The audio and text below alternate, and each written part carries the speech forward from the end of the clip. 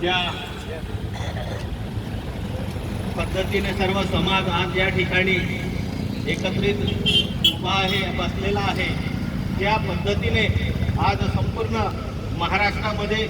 आदिवासी समाजासंदर्भात ज्या महाराष्ट्र सरकारने धनगड हे एकच आहेत आणि त्यांचा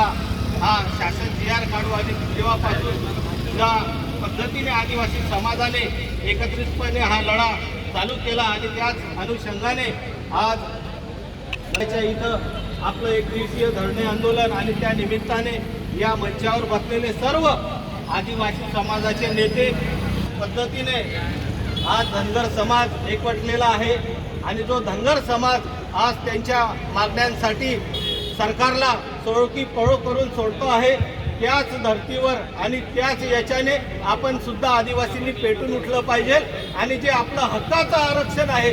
ते आरक्षण कोणाच्या बापाचं नाही, ते आपल्या हक्काचं आरक्षण आहे आणि ते वाचवण्यासाठी सर्व आदिवासींनी एकजूट झालं पाहिजे। जेव्हा आदिवासी एकजूट होईल तेव्हाच हे कुठंतरी आंदोलन आपलं हे यशस्वी होणार आहे, नाही तर हे तुमच्या जातीपातीच्या याच्यामध्ये पक्षामध्ये हे आरक्षण कुठंतरी मुरड पडत जाणार आहे। यासाठी सगळ्यांनी एकत्र आलं पाहिजे, पक्ष हा बाजूला ठेवला गेला पाहिजे, पक्ष सोडून सगळ्यांनी मंचावर आदिवासी मंचावर सगळ्यांनी एकत्र आलं पाहिजे। 1.5 ते 2 महिन्यापूर्वी सुद्धा आम्ही उपोषणाला बसलो होतो, धरणे आंदोलनाला बसलो होतो, त्यावेळेस आदरणीय पाडवी साहेब, आदरणीय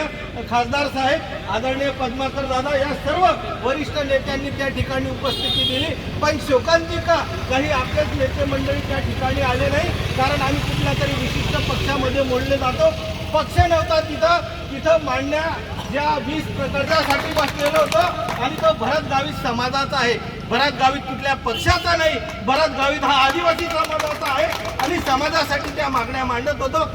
जे बोगस आदिवासी घुसलेले आहेत त्या बोगस आदिवासींना काढलं पाहिजे, DBT रद्द झाली पाहिजे, पेसा कायदा लागू झाला पाहिजे, या सगळ्या मागण्या होत्या। ज्या ठिकाणी चोपड्यामध्ये ज्या लता सोडवणे आहेत न्यायालयाने त्यांना दोषी ठरवलेलं आहे, तरी हे सरकार त्यांना काढायला तयार नाही आणि त्या ठिकाणी आदिवासींना न्याय मिळत नसेल आणि जेव्हा आमच्यासारखा एखादा कार्यकर्ता त्या ठिकाणी बसत असेल तर माझी सगळ्यांना कळकळीची विनंती आहे की अशा वेळेस समाजाने साथ दिली पाहिजे। जर समाज साथ देईल तरी आपल्या मागण्या मान्य होतील, पण आपण जर पक्षामध्ये जर गुरफटलं गेलो तर कधीही आपल्याला न्याय मिळणार नाही।